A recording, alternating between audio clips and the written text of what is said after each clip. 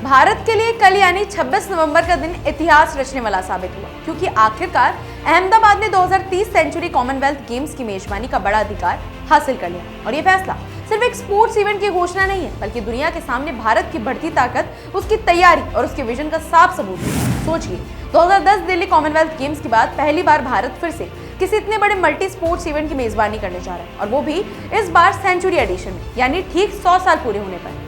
ये जीत इसलिए भी खास है क्योंकि ग्लासगो में हुई कॉमनवेल्थ स्पोर्ट की जनरल असेंबली में 74 देशों ने भारत पर भरोसा जताया और अहमदाबाद को 2030 के लिए फाइनल होस्ट चुन लिया गया।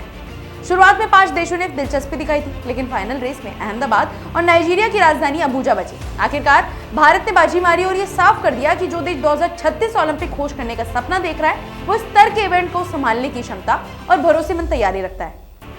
कॉमनवेल्थ स्पोर्ट्स के अध्यक्ष डोनाल्ड टुकारो ने भी कहा कि ये कॉमनवेल्थ गेम्स के लिए नए गोल्डन एरा की शुरुआत है, खासकर तब जब 2026 की गेम्स की होस्टिंग को लेकर दुनिया में असमंजस था और कई देशों ने हाथ पीछे खींच लिए थे। 2030 के अहमदाबाद गेम्स को the games for the next century नाम दिया गया, यानी आने वाले 100 साल किस दिशा में जाएंगे, इसका भी ये गेम्स बेस तैयार करेंगे। दिलचस्प बात यह है कि अहमदाबाद की बोली इसलिए और मजबूत रही क्योंकि शहर पहले से ही कई इंटरनेशनल स्पोर्ट्स इवेंट होस्ट कर चुका है। वीर सावरकर स्पोर्ट्स कॉम्प्लेक्स, नारायणपुरा में बना multi sports hub, Sardar Patel sports enclave में अंतर्राष्ट्रीय स्तर की सुविधाएं, नरेंद्र मोदी स्टेडियम जैसे विशाल क्रिकेट एरेना, ये सब देखकर कॉमनवेल्थ इवैल्यूएशन कमेटी ने माना कि Bharat technicality, infrastructure, athlete experience और स्पोर्टिंग विजन में पूरी तरह तैयार है।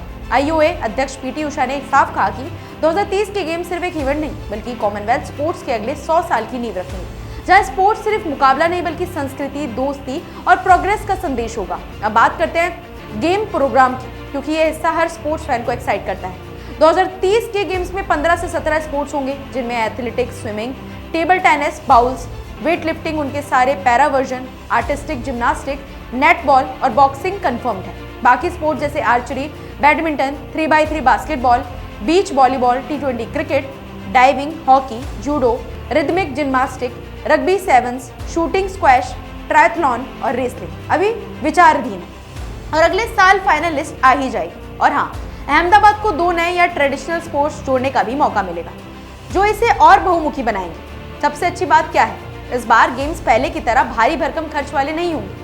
कॉमनवेल्थ स्पोर्ट्स के रीसेट प्रिंसिपल्स के हिसाब से गेम्स को स्मार्ट, सस्टेनेबल और आसान बनाया जा रहा है, ताकि ज्यादा देश भविष्य में भी होस्ट करने की हिम्मत रखें।